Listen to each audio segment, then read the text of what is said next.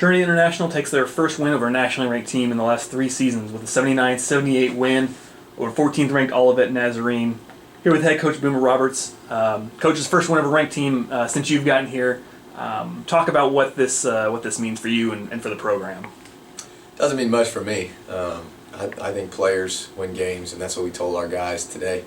It's good for our guys because they know they can play with anybody in the league, and if you can beat Olivet, you can beat anyone in the league. And we respect the heck out of Olivet and Coach Hodge, and they're a factory. I mean, they just win consistently. That's what separates them, is they win all the games that they should. And to beat them, whether you're home or away, says a lot about your program. And I think it says a lot about our growth of our program in just a year and a half to be there with them competing on the same floor. Anybody who saw that tonight, it was a pretty evenly matched game and reflected in the scoreboard. So we're thankful for it. We're not surprised. We prepare to try to win games, and as do they, and it could have gone either way tonight, but we're really grateful. The Lord looked down with some favor tonight, and we are thankful for the W for sure. 4 players finished in double figures, but Zach Kirschbaum led the way with 17 points, picked up 13 rebounds, his 5th straight double-double. Talk about the transformation you've seen with him from the early part of the season until these last 5 games, really. Yeah, the confidence factor has just gone through the roof with him. We knew he was a special player when we recruited him, and he's gone through a lot in his life in the last couple of years. And to see him just confident on the floor has been great. He's not looking over his shoulder after a mistake. He's not looking at the bench and wondering if he's going to come out. He's just going out and dominating games. And Olivet's got a tremendous front line. Them and St. Francis just have really, really good front lines that give us trouble because we're a smaller team. And he controlled it tonight. They scored on him a few times, but he used his length really well. He got a lot of tips that he doesn't get credit for statistically. But he was poised in the paint. He scored left hook, right hook, step out and shot it, hit a big 3 for us, blocked a couple shots. And our guys feed off his confidence because when you give him the ball, the game kind of slows down a little bit. And now that he's starting to play, I'm not surprised because he's that good of a player. And he's just starting to scratch what he can be the next year and a half for us. Luke Mead came off the bench and actually finished with the second highest point total of 15, knocked down 4 big threes.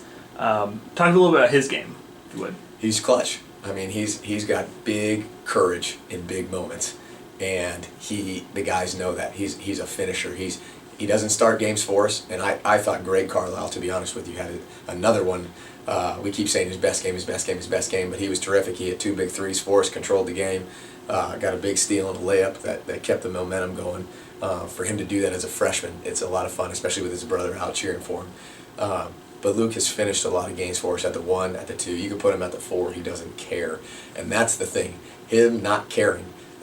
He doesn't care because he's older, he's more mature. He understands that it's a basketball game and there's more important things in life. And that's what makes him special. Our guys look for leadership for him, and he hit some huge, huge shots for us when we were kind of dead in the water. He's fearless. He's fearless. All 3 of our point guards are fearless, and we feed off that. And I love that he's in the Trojan uniform and not anywhere else, so we're really grateful for him.